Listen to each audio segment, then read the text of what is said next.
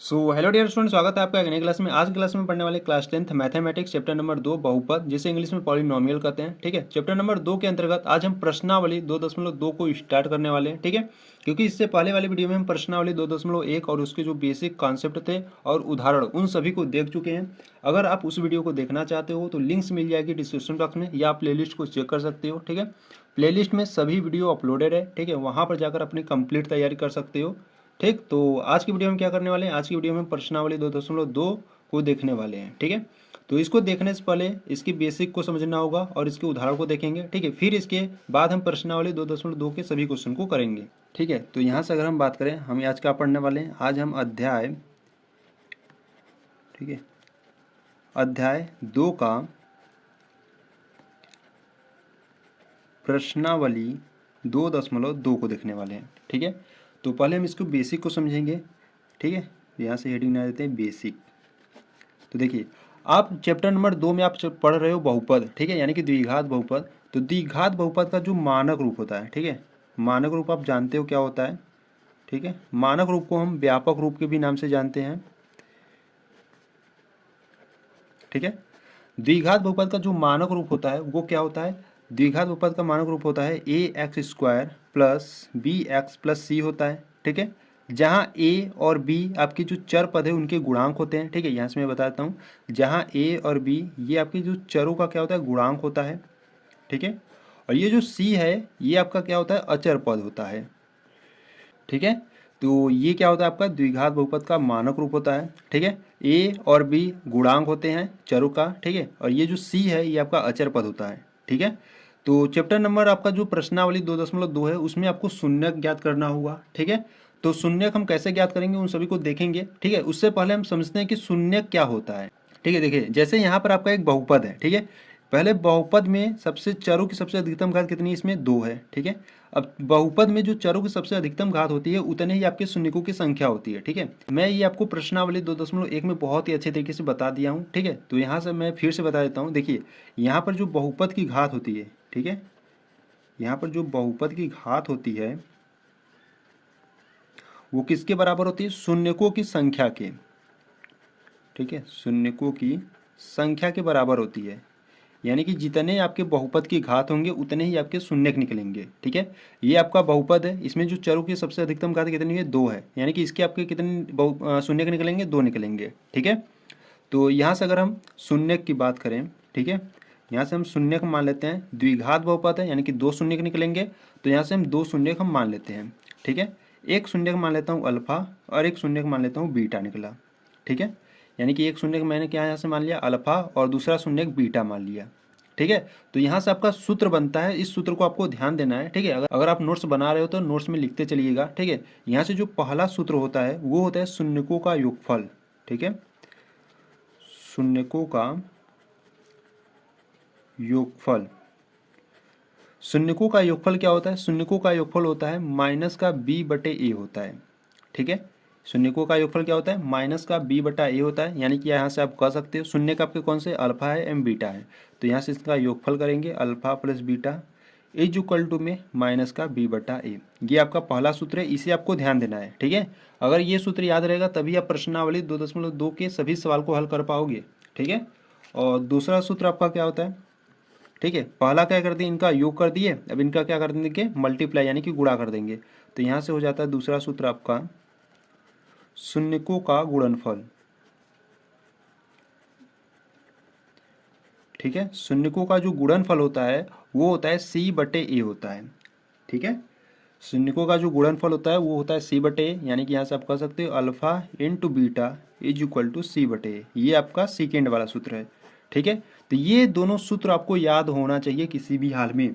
ठीक है, अगर ये सूत्र याद रहेगा तभी आप ये जो आपका प्रश्नावली 2.2 है और ये उदाहरण, तभी आप इन सभी सवालों को हल कर पाओगे, नहीं तो नहीं कर पाओगे। ठीक है, तो इन सभी सूत्र को याद रख लेना। ये आपके ये जो सूत्र था ये किसके लिए था, द्विघात बहुपद के लिए था। ठीक है, मान लो, ठीक है, अगर त्रिघात बहुपद आ जाए, ठीक है, ये आपका जो उदाहरण 5 है वो आपका त्रिघात बहुपद है उसमें। ठीक है, तो उसमें काम देगा, उसके लिए समझ लो। तो यहाँ से अगर हम बात करें त्रिघात बहुपद के लिए, ठीक है, त्रिघात बहुपद के लिए, अब देखिए जो त्रिघात बहुपद है, अब इसका मानक रूप क्या होता है। त्रिघात बहुपद का भी मानक रूप होगा, ठीक है। तो इसका मानक रूप क्या होगा, इसका मानक रूप होगा ax² plus B X, sorry त्रिघात बहुपद है तो ax³ होगा plus bx² plus cx plus d होगा, ठीक है। ये क्या है, त्रिघात बहुपद का मानक रूप है या व्यापक रूप है, ठीक है। तो इसमें जो a b c है, ठीक है, a b c है, ये चरों का क्या है, गुणांक है, ठीक है। चरों का क्या है, गुणांक है। और ये जो d है ये आपका है अचर पद है, ठीक। तो ये जो आपका बहुपद है त्रिघात बहुपद, ठीक है, इसमें जो चरों की सबसे बड़ी घात है वो 3 है, ठीक है। यानी कि इसके जो शून्य निकलेंगे वो कितने निकलेंगे, 3 निकलेंगे, ठीक है। तो यहाँ से अगर हम शून्य निकालें, ठीक है, शून्य यहाँ से हम मान लेते हैं 3 शून्य मान लेते हैं, ठीक है। मान लो एक अल्फा है, एक बीटा है, एक तीसरा मान लेते हैं गामा है, ठीक है। तो यहाँ से सूत्र भी बनता है इनका। तो यहाँ से जो इनका सूत्र पहला बनता है वो बनता है शून्यकों का योगफल, ठीक है। इनको भी आपको ध्यान देना है, शून्यकों का योगफल।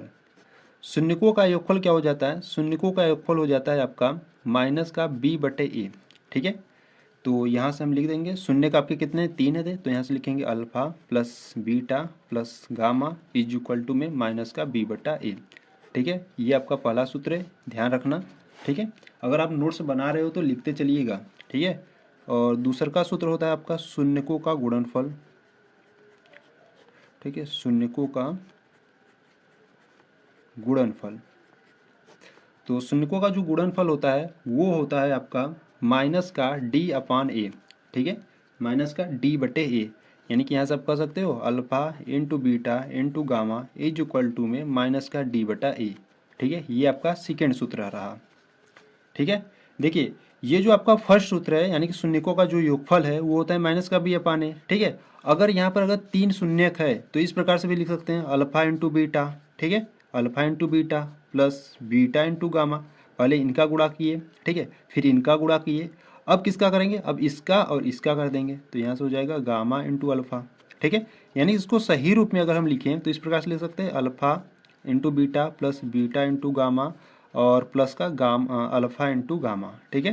तो ये आपका इसको, ठीक है, ये जो आपका फर्स्ट वाला था शून्यकों का योगफल, इसके रूप में भी लिख सकते हो, ठीक है।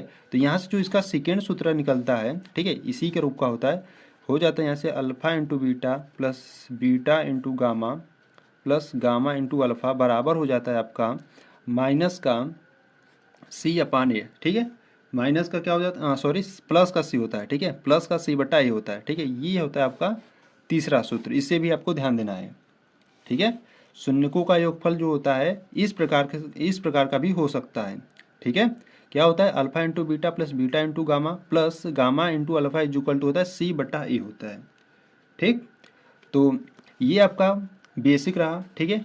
ये आपका त्रिघात बहुपद के लिए रहा, ठीक है, और ये द्विघात बहुपद के लिए, ठीक। मेन है आपका द्विघात बहुपद के लिए, तो इसको आपको एकदम भर्राटा याद होना चाहिए, ठीक है। ये त्रिघात बहुपद के लिए मैं किस लिए बताया, क्योंकि जो आपका उदाहरण नंबर 5 था इसी पर बेस था, ठीक है।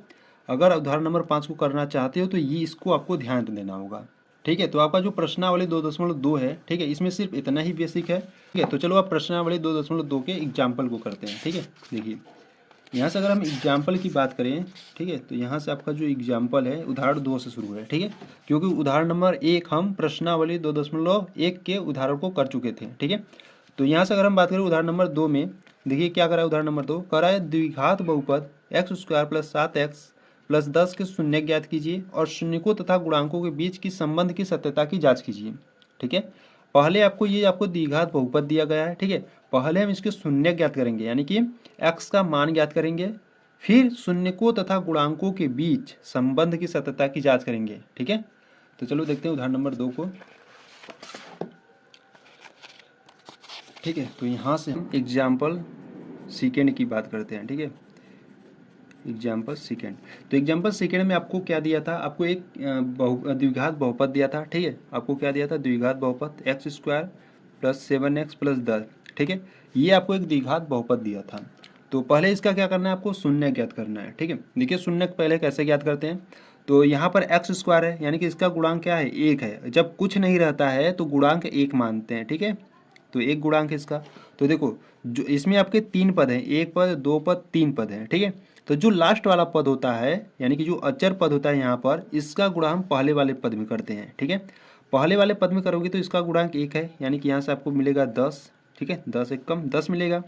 अब इस 10 को आपको इस प्रकार से तोड़ना है या फैक्टर करना है कि उसको जोड़ने या घटाने पर आपको ये बीच वाला मिले। ठीक है, देखो 10 को अगर हम 5 और 2 में बांट दें, ठीक है, यानी कि फैक्टर कर दें, तो इसका जब हम इसको जोड़ेंगे 5 2 7 हो जाएगा, और जब इसका गुणा करेंगे तो 5 गुणे 2 करेंगे तो कितना आ जाएगा, 10 आ जाएगा। ठीक है, देखो 5 + 2 करोगे तो कितना आ जाएगा, 7 आ जाएगा। जब आप 5 गुणे 2 करोगे तो 10 आ जाएगा। ठीक है, यानी कि 7 को हम क्या करेंगे, 5 और 2 में फैक्टर कर देंगे। ठीक है, यानी कि तोड़ देंगे। तो यहाँ से हम क्या लिखेंगे, यहाँ से हम लिखेंगे x², पहले वाले को ऐसे ही उतारते हैं। ठीक है, प्लस 7x को क्या लिख सकते हैं, 7x को लिख सकते हैं हम 5x + 2x, जोड़ोगे तो 7x आ जाएगा। ठीक है, और प्लस यहाँ पे 10 है। ठीक, तो अब देखिए यहाँ से आप क्या करोगे, यहाँ से अब आप कॉमन करने वाला सिस्टम आता है। ठीक है, इसमें और इसमें, ठीक है, इन दोनों में आपका जो कॉमन है उसको हम कॉमन लेंगे। तो इसमें आपका x दोनों में है, तो x यहाँ से आपका कॉमन है। ठीक है, कॉमन ले लिए तो यहाँ पे क्या बचा, सिर्फ एक x बचा। यहाँ पर 2x था। ठीक है, एक x कॉमन लिया तो सिर्फ एक x बचा, और प्लस यहाँ से एक x ले लिए तो यहाँ पे सिर्फ क्या बचेगा, 5 बचेगा। ठीक है, फिर प्लस, अब देखो यहाँ पे 2 है, यहाँ पे 10 है, यानी कि कॉमन आपको क्या मिल रहा है, 2 कॉमन मिल रहा है। ठीक है, तो यहाँ से 2 कॉमन लेंगे तो यहाँ पे आपका सिर्फ x बचेगा, प्लस अब देखो 2 × 10 यानी कि 5 बार में 10 कटेगा तो यहाँ से आ जाएगा 5। ठीक है, अब इसको और इसको एक ब्रैकेट में लिखेंगे x + 2, और ये आपका जो दो ब्रैकेट है x + 5 x + 5, इस दोनों ब्रैकेट में से किसी एक को ले लेंगे। ठीक है, इतना समझ में आया। तो अब यहाँ से आपको शून्य ज्ञात करना है, तो शून्य ज्ञात करते समय बराबर में हम 0 लेंगे। ठीक है, तो यहाँ से हम x + 2 = 0 लेंगे, क्योंकि हम शून्य ज्ञात करने वाले हैं। ठीक है, और x + 5 = 0 लेंगे। तो यहाँ से हम x का मान ज्ञात करेंगे, तो देखो 2 इधर प्लस में उधर भेजोगे तो क्या हो जाएगा, माइनस में, यानी कि x = -2 हो जाएगा। ठीक है, और यहाँ पर जो 5 है प्लस में, जैसे उधर भेजोगे तो माइनस हो जाएगा, यानी कि x = -5 हो जाएगा। ठीक है, इस बहुपद की आपके 2 शून्य निकल गए, एक निकल गया x = -2 और एक निकल गया x = -5। ठीक है, तो इस प्रकार से आपको बहुपद ज्ञात करना है। अगर कुछ भी समझ में नहीं आया तो एक बार फिर से देखो, पक्का बता रहा हूँ समझ में आ जाएगा। ठीक है, तो एक बार मैं फिर से बताता हूँ, देखो किस प्रकार से किया हूँ। ठीक है, देखो यहाँ पर x² + 7x + 10 एक बहुपद आपको दिया गया है। ठीक है, ये जो लास्ट वाला पद होता है, ठीक है, ये जो लास्ट वाला पद है इसका गुणा हम पहले वाले पद में करते हैं। ठीक है, तो यहाँ पर इसका जो गुणांक है 1 है, यानी कि 10 × 10 हो जाएगा। ठीक, अब 10 को हम इस प्रकार तोड़ें या फैक्टर करें कि ये बीच वाला आ जाए। ठीक है, 10 को हम 5 और 2 में तोड़ सकते हैं। अगर देखो नहीं आ रहा है तोड़ना ना, तो यहाँ से आपको क्या करना, अभाज्य गुणनखंड ले लो, यानी कि लसा ले लो। देखो 2 से काटोगे तो 5 आएगा, और 5 से काटोगे 1, यानी कि आप 10 को क्या लिख सकते हो, 2 × 5। ठीक है, इसी रूप में। तो इसको हम क्या करिए, 10 को 5 और 2 के रूप में लिख लिए। ठीक है, जब जोड़ोगे 5 और 2 को तो 7 आ जाएगा, और जब गुणा करोगे तो 10 आ जाएगा। ठीक है, तो यहाँ से 7x को मैं लिख दिया। यहाँ पे देखो जो पहले वाला टर्म था उसको हम इस प्रकार से लिख दिए, प्लस है तो प्लस, यहाँ पे 7x को हम क्या लिख दिए, 7x को 5x + 2x, जोड़ोगे तो 7x ही आएगा। ठीक है, और प्लस है तो 10 तो 10। ठीक, अब यहाँ पे देखो इसमें और इसमें, इन दोनों टर्म में आपको क्या कॉमन यानी क्या उभयनिष्ठ मिल रहा है, x मिल रहा है। ठीक है, तो यहाँ से x को क्या कर लिए, कॉमन कर लिए। तो यहाँ पे 2x था, एक x कॉमन कर लिए तो x बचा। ठीक है, प्लस है तो प्लस, और यहाँ से एक x कॉमन कर लिए तो यहाँ पे सिर्फ 5 बचा तो 5 हो गया। ठीक है, प्लस है, प्लस उतार दिए। अब देखो इसमें और इसमें क्या आपको कॉमन मिला है, देखो ये 2 और ये 10, 2 के पहाड़े में 10 आता है, यानी कि यहाँ से आपको 2 कॉमन मिला। ठीक है, 2 कॉमन लिए तो यहाँ से सिर्फ आपका x बचा, फिर प्लस है तो प्लस। अब 2 × 5 = 10, 5 बार में कटता है ना 10, तो यहाँ से 5 आ गया। ठीक है, अब देखो ये x वाला और ये आपका ये 2 है, यानी कि जो सिंगल टर्म आपको दिख रहे हैं इनको क्या करेंगे, एक ब्रैकेट में लेंगे, और ये जो आपको ब्रैकेट में दिख रहा है x + 5 x + 5, ठीक है, इनको इन दोनों में से किसी एक को ले लेंगे। ठीक है, अब इतना करने के बाद आपको शून्य ज्ञात करना है। शून्य ज्ञात करते समय हम बराबर में 0 लेकर चलते हैं। ठीक है, तो यहाँ से लिखेंगे x + 2 = 0, और यहाँ से लिखेंगे x + 5 = 0। ठीक है, तो यहाँ से देखिए इधर प्लस का 2 था, उधर ले जाओगे तो माइनस का 2 हो जाएगा, ठीक है। तो x इक्वल टू माइनस का 2 हो गया, और x प्लस 5 इक्वल टू यहाँ तक क्या हो जाएगा, माइनस का 5 हो जाएगा। इधर प्लस का 5 है, उधर ले जाओगे तो माइनस का 5 हो जाएगा, ठीक है। तो इस प्रकार से आप बहुपद के शून्य ज्ञात कर सकते हो, ठीक है। तो यहाँ से आप लिखोगे, ठीक है, इतना करने के बाद यहाँ से आप लिखोगे अतः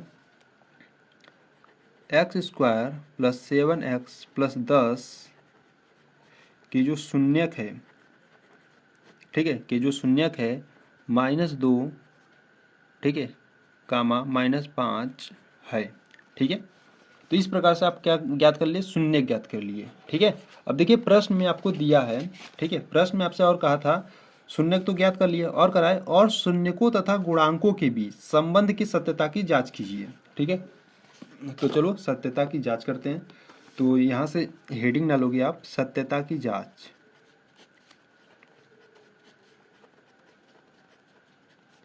ठीक है। सत्यता की जांच की बात करें तो देखो मैं आपको 2 फार्मूले लिखवाया था, ठीक है, एक शून्यकों का योगफल और एक शून्यकों का गुणनफल, ठीक है। तो यहाँ पर यूज होगा सत्यता की जांच में। तो यहाँ से अगर हम फर्स्ट सूत्र की बात करें तो फर्स्ट वाला क्या क्या था आपका, शून्यकों का योगफल, ठीक है, शून्यकों का योगफल। शून्यकों का योगफल क्या होता है, शून्यकों का योगफल होता है माइनस का b/a होता है, ठीक है। यानी कि यहाँ से आप कह सकते हो alpha plus beta is equal to होता है माइनस का b/a। ये हो गया शून्यकों का योगफल, ये पहला सूत्र था, ठीक है। तो इसमें देखो अल्फा और बीटा आप कहाँ से ज्ञात करोगे, ठीक है। देखिए ये जो आपके दो शून्यक निकले थे ना, -2 -5, इसी में से आपको कोई अल्फा कोई बीटा मान लेना है, ठीक है। तो यहाँ से मैं मान लेता हूँ, माना अल्फा इज इक्वल टू -2 है और बीटा इज इक्वल टू -5 है, या आप बीटा इज इक्वल टू -2 मान लो, अल्फा इज इक्वल टू -5 मान लो, ठीक है। कोई भी किसी के बराबर आप मान सकते हो, ठीक है। तो यहाँ पर हम क्या करेंगे, मान रखेंगे। तो अल्फा का मान कितना है, अल्फा का मान है -2, तो -2, ठीक है, प्लस बीटा का मान कितना है, -5, तो यहाँ से -5 बराबर में माइनस है तो माइनस उतार दिए, ठीक है। यहाँ पर देखो b है, ठीक है। अब b आपका क्या है, गुणांक है। तो यहाँ पर जो b का जो मान है वो क्या है, 7 है। कैसे आपको पता चलेगा कि ये b का मान है, तो यहाँ से देखो जो व्यापक रूप होता है द्विघात बहुपद का क्या होता है, ax² plus bx plus c होता है, ठीक है। यहाँ पर जो a का मान है वो है 1 है, ठीक है। और यहाँ जो b का मान है, यानी देखो सिर्फ x का गुणांक क्या है, 7 है, तो यहाँ से b का मान क्या निकल गया, 7, और जो c का मान है वो 10 है, ठीक है। इस प्रकार से a b c आप निकाल सकते हो। तो b का मान क्या है, 7 है, तो यहाँ से हम रखेंगे b का मान रखेंगे 7, ठीक है। और बट्टे a का मान क्या है, यहाँ पर a का मान है 1, ठीक है। तो यहाँ से हम 1 -2 -5 इज इक्वल टू -7 हो जाएगा, बराबर में आपका -7 है। यानी कि ये जो अल्फा प्लस बीटा का जो सूत्र है, यानी कि ये -b/a जो होता है उसके लिए ये सत्य है, ठीक है। दोनों मान सेम है तो इसके लिए क्या होगा, सत्य है। अब जो देखो यहाँ से सेकेंड वाला जो सूत्र था वो था शून्यकों का गुणनफल, शून्यकों का गुणनफल। शून्यकों का जो गुणनफल होता है वो क्या होता है, c/a होता है, ठीक है। शून्यकों का जो गुणनफल होता है वो c/a होता है, यानी कि alpha into beta is equal to c/a होता है, ठीक है। तो अल्फा का मान हम क्या माने, अल्फा का मान माने -2, तो -2 गुणे बीटा का मान माने -5 बराबर में c का मान। देखो यहाँ से अगर हम c का मान बताएं तो यहाँ से 10 होगा, ठीक है। तो यहाँ से 10 हो गया, बट्टे a का मान क्या है, देखो यहाँ से जो a का मान है वो 1 है, ठीक है। तो यहाँ से a का मान 1 हो गया, ठीक। तो यहाँ से हम गुणा करेंगे तो देखो 2 गुणे 5 करोगे तो कितना हो जाएगा, 10 हो जाएगा, और ये जो माइनस माइनस है वो प्लस हो जाएगा, ठीक है, बराबर में आपका 10 है। तो ये भी क्या है, दोनों मान सेम है, यानी कि जो शून्यकों का गुणनफल है उसके लिए भी ये सत्य है, ठीक है। तो इस प्रकार से आपको सत्यता की जांच करना है, ठीक। तो पहले आप क्या करोगे, पहले आप जो बहुपद आपको दिया रहेगा उसका आपको शून्य ज्ञात करना है इस प्रकार से, ठीक है। शून्य ज्ञात करने के बाद आपको सत्यता की जांच के हेडिंग पहले बना लेना है इस प्रकार से, ठीक है। अब इसका आपको 2 सूत्र लिखवाए थे, शून्यकों का योगफल और शून्यकों का गुणनफल, ठीक है। शून्यकों का योगफल होता है alpha plus beta equal to -b/a, ठीक है। इनमें सभी का मान पुटअप करना है, और इसी प्रकार से alpha into beta equal to c/a होता है, ठीक है। इसमें भी सभी का मान पुटअप करना है, ठीक है। अगर दोनों का मान सेम आए, यानी कि इधर का लेफ्ट हैंड साइड और इधर का राइट हैंड साइड, दोनों अगर मान सेम आएगा तो ये जो आपका शून्यक निकला है वो आपका राइट आंसर होगा, ठीक है। तो इस प्रकार से आपको करना है, ठीक है। तो यहाँ पर जो आपका एग्जाम्पल नंबर सेकेंड था, ठीक है, कंप्लीट हो गया। अब चलो एग्जाम्पल नंबर थर्ड को देखते हैं।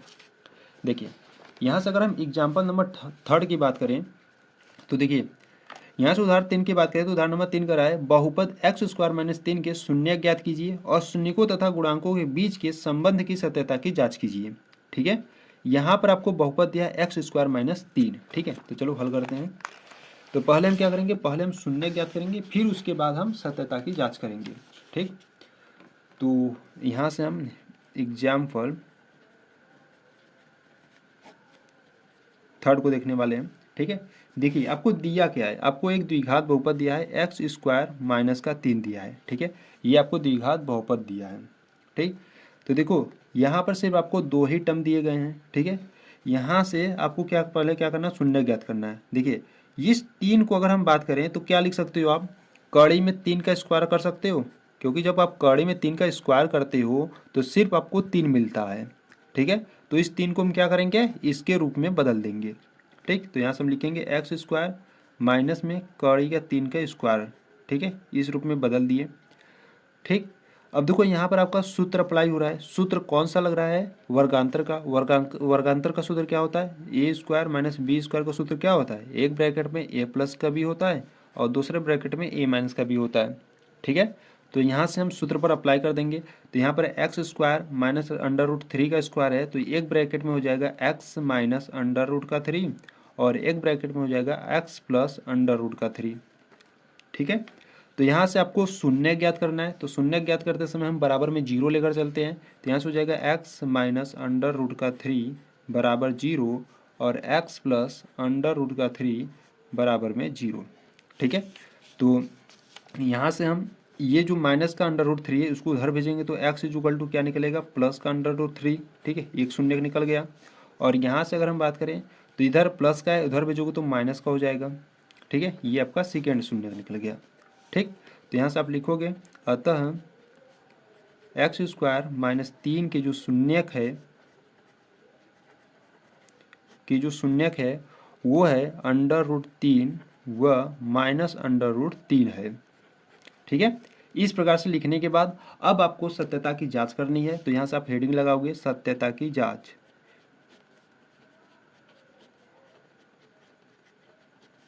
ठीक है, सत्यता की जांच में पहला सूत्र देखो, सूत्र आपको लिखते चलना है। ठीक है, जितनी बार आप सूत्र लिखोगे उतने ही अच्छे तरीके से सूत्र आपको याद हो जाएगा। ठीक है, तो यहाँ से जो पहला सूत्र होता है वो होता है शून्यकों का योगफल। ठीक है, शून्यकों का योगफल। शून्यकों का योगफल क्या होता है, शून्यकों का योगफल होता है माइनस का बी अपान ए। ठीक है, यानी कि यहाँ से आप कह सकते हो कि alpha plus beta is equal to minus का बी बटा ए। ठीक है, यहाँ से अल्फा और बीटा कैसे ज्ञात करेंगे, जो आपके शून्यक निकले थे उसी में से किसी को हम बीटा किसी को अल्फा मान लेंगे। ठीक है, तो यहाँ से हम मान लेते हैं alpha is equal to under root 3 और beta is equal to minus का अंडर रूट 3। ठीक है, या आप alpha is equal to minus under root 3 मान सकते थे और beta is equal to under root 3। ठीक है, किसी को कोई भी मानो। ठीक है, तो यहाँ से हम क्या करेंगे, यहाँ से हम इसमें मान रखेंगे। तो अल्फा का मान माने हैं अंडर रूट 3, तो यहाँ से लिखेंगे अंडर रूट 3 और प्लस बीटा का मान माने हैं माइनस का अंडर रूट 3, तो यहाँ से हो जाएगा माइनस का अंडर रूट 3 बराबर में माइनस है।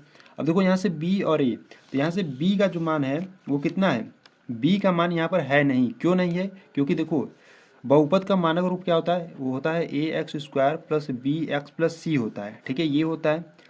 तो यहाँ पर जो b का मान है वो b, यहाँ से अगर हम b की बात करें तो देखो x का गुणांक b है।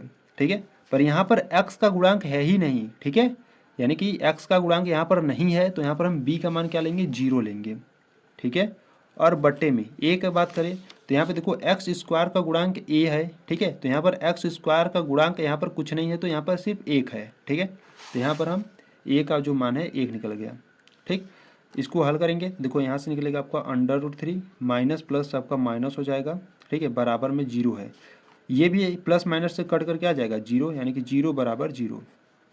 ठीक है, यानी कि पहले के लिए यह सत्य है। ठीक, इसी प्रकार से हम क्या करेंगे, इसी प्रकार से शून्यकों का गुणनफल लगाएंगे। ठीक है, तो यहाँ से हम लिखेंगे शून्यकों का गुणनफल। शून्यकों का गुणनफल क्या होता है, सी बट्टे ए होता है। ठीक है, अब देखो यहाँ से जो शून्यकों का गुणनफल होता है यानी कि alpha into beta is equal to C बटा ए होता है।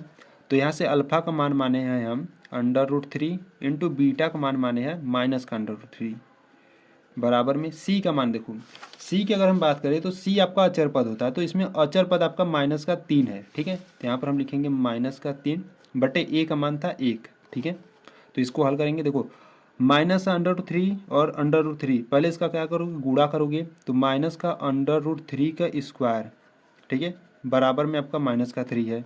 ठीक, अब इसका स्क्वायर करोगे तो आपको क्या निकलेगा, इसका स्क्वायर करोगे तो आपका निकलेगा 3 बराबर में आपका -3 है। देखो इधर भी -3 है, इधर भी -3 है, यानी कि दोनों मान क्या है, सेम है। ठीक है, तो यहाँ से जो शून्यकों का गुणनफल है वो इसके लिए भी सत्य है और शून्यकों का योगफल है उसके लिए भी सत्य है। ठीक है, तो यहाँ पर जो आपका एग्जाम्पल नंबर 3 था कंप्लीट हुआ। ठीक है, तो चलो एग्जाम्पल नंबर 4 को देखते हैं। तो यहाँ से अगर हम बात करें एग्जाम्पल 4 की, देखिए यहाँ पर अगर हम उदाहरण 4 की बात करें तो उदाहरण नंबर 4 देखिए क्या कर रहा है, एक द्विघात बहुपद ज्ञात कीजिए। ठीक है, अब आपको क्या करना है, द्विघात बहुपद ही ज्ञात करना है, जिसके लिए शून्यकों का योगफल तथा गुणनफल आपको क्रमशः -3, 2 दिया गया है। ठीक है, अब आपको क्या करना है, बहुपद ज्ञात करना है। ठीक है, पहले तो आप क्या करते थे, शून्य ज्ञात करते थे। ठीक है, तो अब आपको क्या करना है, बहुपद ज्ञात करना है। ठीक, तो चलो देखते हैं।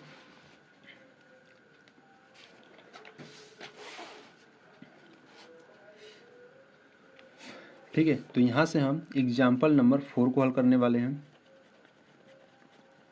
ठीक है, एग्जाम्पल 4, तो एग्जाम्पल 4 की बात करें यानी कि उदाहरण 4 की बात करें तो देखो पहले आपको दिया क्या है। ठीक है, अगर यहाँ से अगर हम बात करें तो यहाँ से देखो प्रश्नानुसार दिया है। ठीक है, इस प्रकार से हम लिख लेते हैं, प्रश्नानुसार दिया है। क्या दिया है, शून्यकों का योगफल यानी कि alpha plus beta is equal to आपको क्या दिया था, -3 दिया था।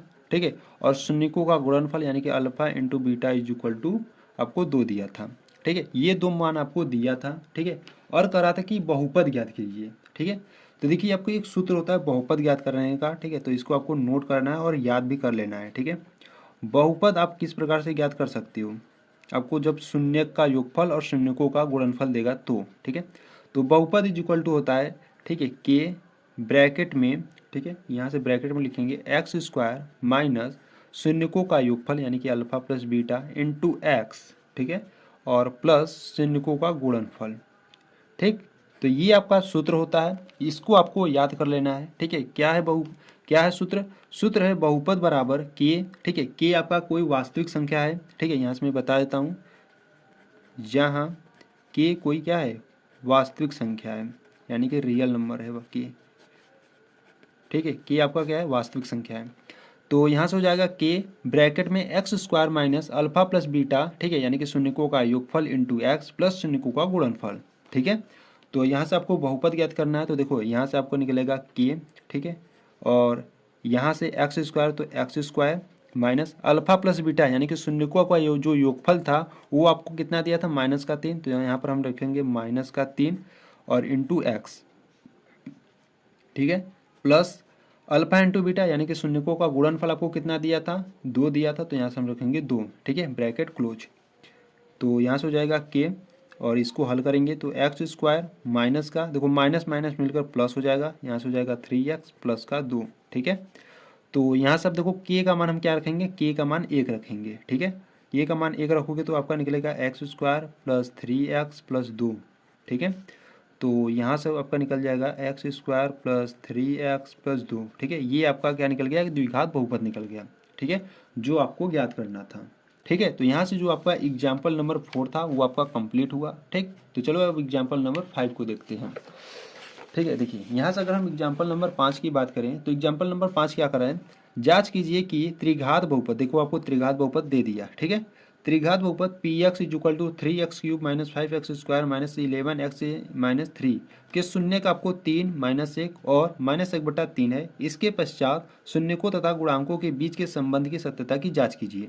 ठीक है, पहले आपको देखो यहाँ से एक बहुपद आपको दिया गया है। ठीक है, अब ये आपका त्रिघात बहुपद है यानी कि जो चरों की सबसे अधिकतम घात की 3 है। ठीक है, तो 3 है तो इसके 3 शून्य का आपको दिया गया है, 3 -1 -1/3। ठीक है, अब आपको क्या करना है, अब आपको इसका जांच करना है कि ये जो आपको 3 बहुपद शून्यक दिए गए हैं, ठीक है, सॉरी यहाँ पे आपको जो शून्यक दिए गए हैं, क्या इसके शून्यक है, ये त्रिघात बहुपद के शून्यक है कि नहीं, इसको पहले आपको जांच करना है।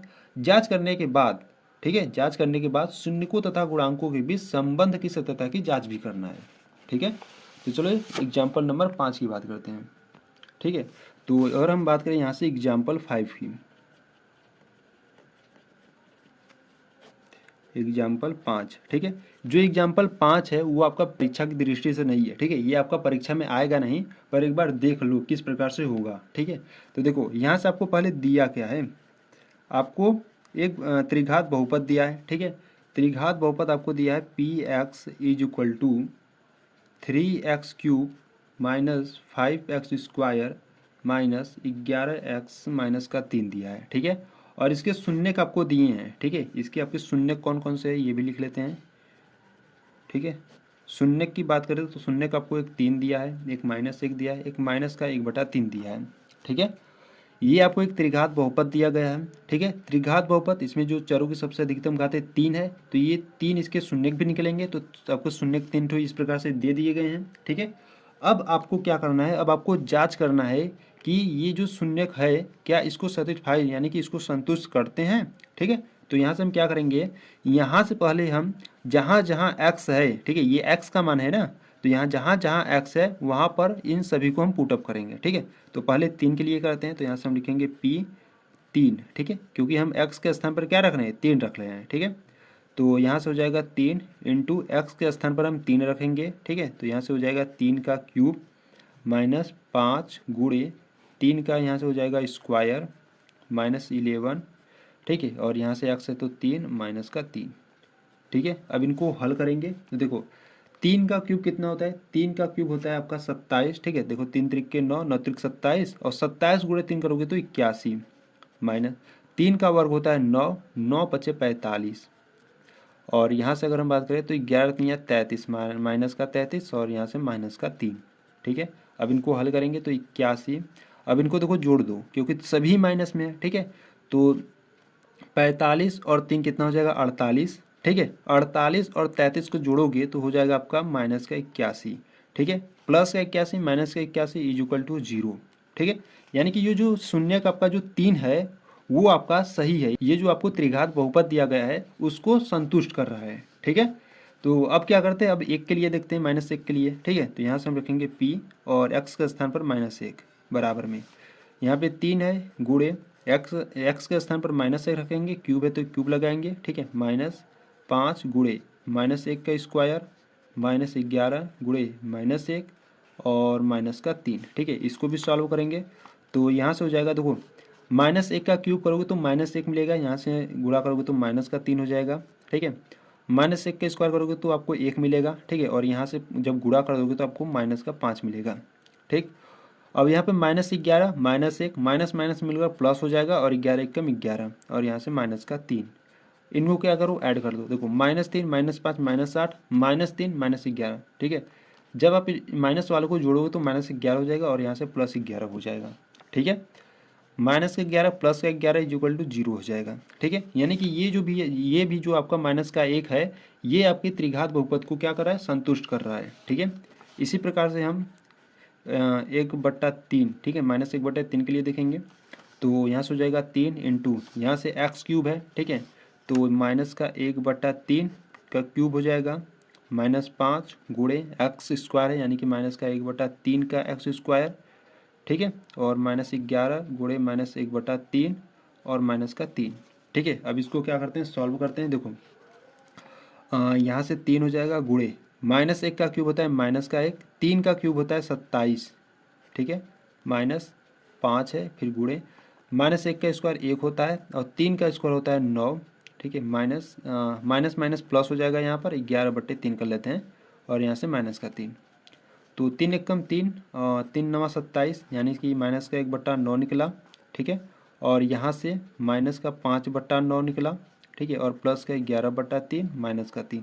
इसको सॉल्व करते हैं। देखो 9 9 जो है यानी कि जो हर है वो आपका समान है, यानी कि यहाँ पर जो आपका अंश होगा वो जुड़ जाएगा या घट जाएगा, यहाँ पर माइनस है तो घट जाएगा, तो -1 -5 भट्टे में 9 और प्लस 3 त्रिक का 9 9 में से, ठीक है, यहाँ देखो कैसे हल करेंगे, 3 त्रिक 9, अभी 11 में से 9 जाएगा तो 2 बचेगा, यानी कि 2/3, ठीक है।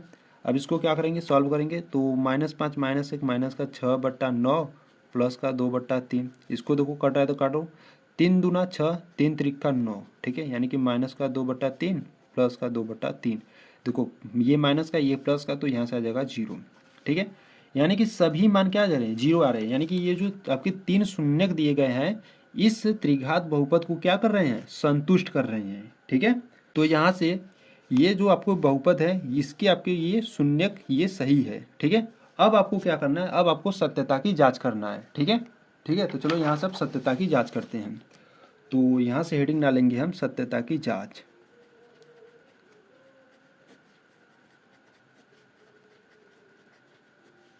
ठीक है, सत्यता की जांच की अगर हम बात करें तो देखो त्रिघात बहुपद के लिए जो फर्स्ट सूत्र होता है वो होता है शून्यकों का योगफल, ठीक है, शून्यकों का योगफल। शून्यकों का योगफल क्या होता है, शून्यकों का योगफल होता है माइनस का b/a, ठीक है। शून्यकों का योगफल त्रिघात बहुपद के लिए तो 3 हो गए, ठीक है, एक होगा अल्फा, एक होगा बीटा और एक होगा गामा, इज इक्वल टू में माइनस का b/a। ये आपका पहला सूत्र था, ठीक है। तो इसमें हम क्या करेंगे, मान रखेंगे, ठीक है। तो यहाँ से हम मान लेंगे, ठीक है, आपको 3 शून्यक दिए थे ना, तो यहाँ से हम मान लेंगे कि भैया अल्फा इज इक्वल टू 3 है, बीटा इज इक्वल टू -1 है और यहाँ से gamma is equal to minus का 1/3 है, ठीक है। या आप किसी के बराबर मान सकते हो, ठीक है, अल्फा बराबर -1 मान सकते थे, अल्फा बराबर या -1/3, कोई भी किसी के बराबर मान सकते थे, ठीक है। तो यहाँ से हम अल्फा बराबर 3, बीटा इज इक्वल टू -1 और गामा इज इक्वल टू -1/3 मान लिए, ठीक है। अब क्या करेंगे, इसमें हम मान को रखेंगे और ये जो b है ए है वो आपका गुणांक है, ठीक है, यानी कि ये आपके त्रिघात बहुपद का जो इसमें जो गुणांक होंगे उसका मान रखेंगे, ठीक। तो यहाँ से अगर हम बात करें अल्फा का मान क्या है, तो अल्फा का मान 3 है, प्लस बीटा का मान है -1 और प्लस गामा का मान है -1/3, ठीक है, बराबर में माइनस, देखो बी का मान कैसे ज्ञात करोगे, यहाँ से देखो अगर हम बात करें त्रिघात बहुपद का जो मानक रूप होता है वो होता है ax³ plus bx² plus cx plus d होता है, ठीक है।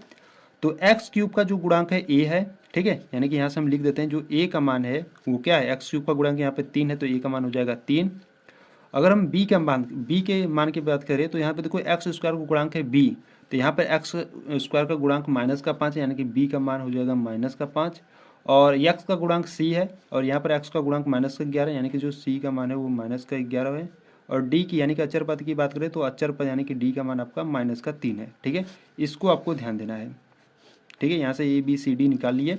अब देखो माइनस बी है तो माइनस लिख दिए, अब बी का मान है आपका -5, ठीक है, और बटे ए का मान है 3, ठीक है, यहाँ पर निकाल दिए हैं, अब इसी में से देखकर आपको लिखना है। तो इसको क्या करेंगे, हल करेंगे तो यहाँ से हो जाएगा 3, ठीक है, ये -1 और ये हो जाएगा -1/3 बराबर में माइनस माइनस प्लस का 5/3 हो जाएगा। इसको भी सॉल्व करेंगे, देखो 3 में से 1 जाएगा तो 2 आएगा, फिर -1/3 बराबर में आपका 5/3 चल रहा है, ठीक है। 3 दूना 6, 6 में से 1 जाएगा तो 5, ठीक है, यानी कि 5/3 बराबर में 5/3, दोनों क्या है, सेम है, ठीक है, यानी कि जो शून्यकों का योगफल है पहले के लिए ये सही है, ठीक। इसी प्रकार से हम क्या करेंगे, अब शून्यकों का गुणनफल देखेंगे। शून्यकों का गुणनफल,